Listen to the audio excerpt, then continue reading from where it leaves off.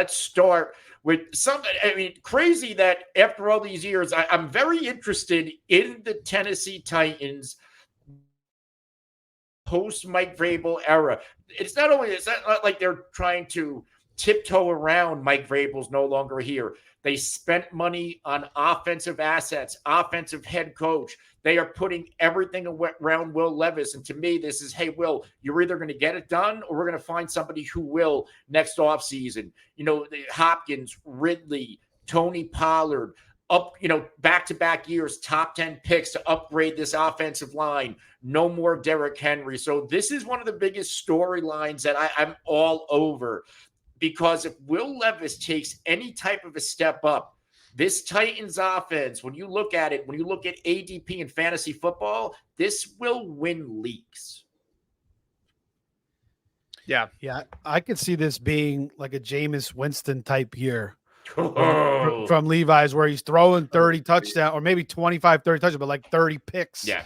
Left and right, because that's what he showed last year. He had that first performance where he was just throwing darts over the field. Then it was a lot of, like, you could see the arm talent.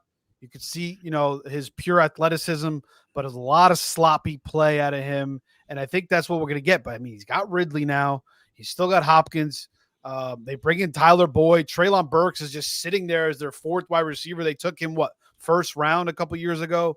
Chig is still there, who I like. Josh Weil I kind of like too. So they also bring in Pollard. So I like this offense. They could be just slinging it all around. This is probably going to be a good offense for fantasy football, just because they're going to be slinging it. Now, if your league is killing you for interceptions, like -2, -3, you're getting -6 for like a 0.6, like one Yahoo league I play in. That could burn you for sure. But I could see Mason Rudolph. Maybe, there is definitely a chance Levis fucking just implodes at some point and Mason Rudolph steps in. He played fairly competent stepping in for the Steelers last year. No. Don't give me that shit, bro. Fucking he stepped in for fucking Pickett last year, and he fucking he made George Pickens go last year. So why not? Why can't fucking he step in for fucking Willie? It's either going to be Willie Levis, he'll stay the whole season, or it's going to be, like I say, Willie fucking Fubu's, and then we're going to see Mason Rudolph, Rudolph come in and step in and start slinging. Rudolph again is like is fucking Matt Damon from School Ties. I just think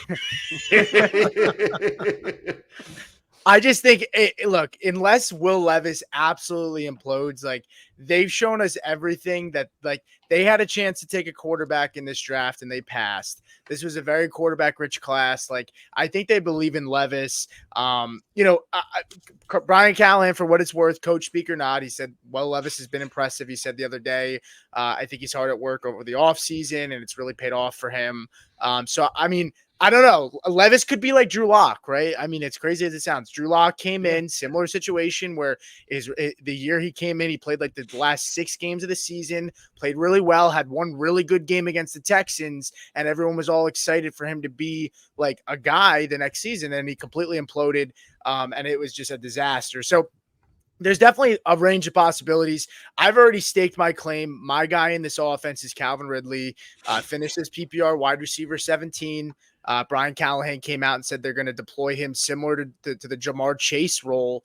And in terms of his ability to move around the formation, use him in motion, he's got a unique skill set, great quickness. So I really like Calvin Ridley. I mean, for what it's worth, it feels like people, like, he finished as wide receiver 17 last year, but it didn't feel like he did. And he's being drafted as wide receiver 33. I don't really get it. He's gonna, for what it's worth, he's gonna be in a better offense this year, in my opinion. The Jaguars were one of the worst offenses to watch ever.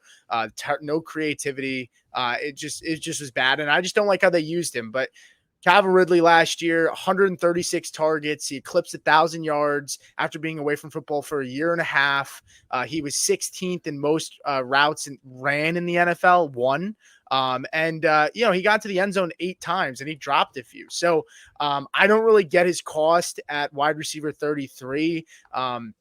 I know DeAndre Hopkins is there, but I think DeAndre Hopkins is going to help him, not hurt him. Like, Hopkins is going to draw probably double teams, and I think that's only going to play a better factor in Ridley being successful. I know there's guys like Tony Pollard and Tajay Spears. I don't have a ton of metrics to provide you on those guys. I do provide I do prefer Pollard, and that's all I'll really say on that. Levis, quarterback 23 right now in the FFPC Fantasy Pros contest, up 67.3 spots.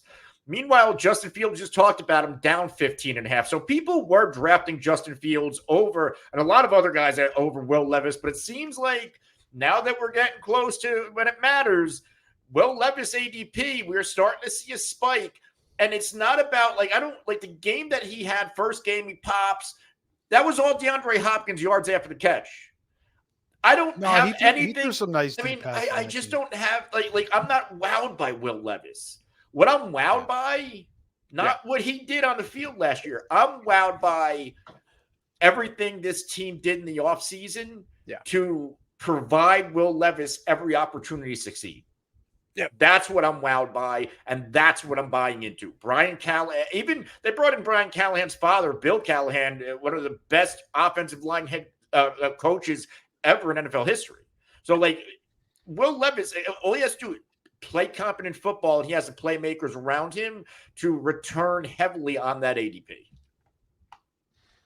Yeah, that was kind of my thing. I'm not super high that I think Levis is going to be amazing, but I do think that, to Anthony's point, they bring an offensive minded guru when it comes to the offensive line in Callahan's father, and I'm excited to see this offense. I said it before and I'll say it again. I think from a standpoint of fantasy points and just overall offensive efficiency and just play in general, I think this is going to be a top 15 offense. That's my bold statement going into this year. I think this is going to be a top 15 offense this year. Let